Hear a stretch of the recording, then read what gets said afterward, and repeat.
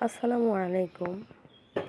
এই তো আজকে সারাদিনের কাজ কী করলাম সব কিছুই শেয়ার করছি আপনাদের সাথে।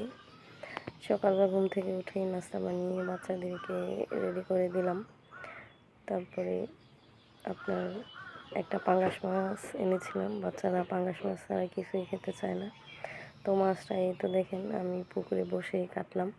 আমার আম্মুই কেটে দিছে আরকি, এগুলা পাতা দিয়ে ঘষতে হয়। তো এই তো পাতা দিয়ে ঘষছি। তো পুকুরে আয়শামণির সাথে আমাকে সাহায্য করতেছে। তো আজকে সব কিছু লাকড়ি চুলায় রান্না করব। এই তো ভাতটা বসিয়ে দিয়ে আমি এখানে মাছ রেডি করে নিয়েছি। ভাতটা প্রায় হয়ে গেছে। মাটির চুলায় কে কে রান্না করেন জানাবেন। মাটির চুলায় খাওয়া কিন্তু অনেক সুস্বাদু হয়।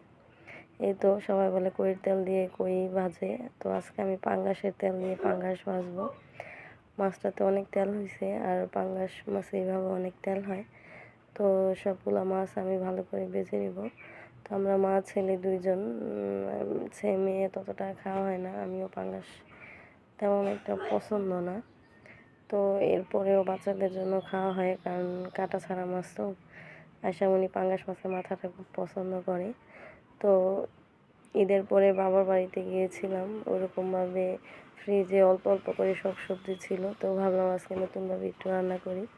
সব সবজিগুলা একটু একটু করে কেটে নিয়েছি। ভেন্ডি ছিল, আলু ছিল, টমেটো ছিল, তারপরে বেগুন ছিল। তো এগুলা সব একসাথে করে রান্না করছি। রান্নাটা কিন্তু সত্যিই অনেক মজার হয়েছে। লাকড়ি চুলায় রান্না এইভাবেও খুব মজার হয়। তো আপনারা কারা কারা লাকড়িতে রান্না করেন, তো খাবার কেমন হয় জানাবেন। তো এখন থেকে লাকড়িতে রান্নার চেষ্টা করি। এই তো বেশ হয়ে গেছে আমার তরকারি আর ভাত, সিম্পল রান্না। আজকে সারাদিন অনেক কাজ করেছি, তাই আল্লাহ হাফেজ।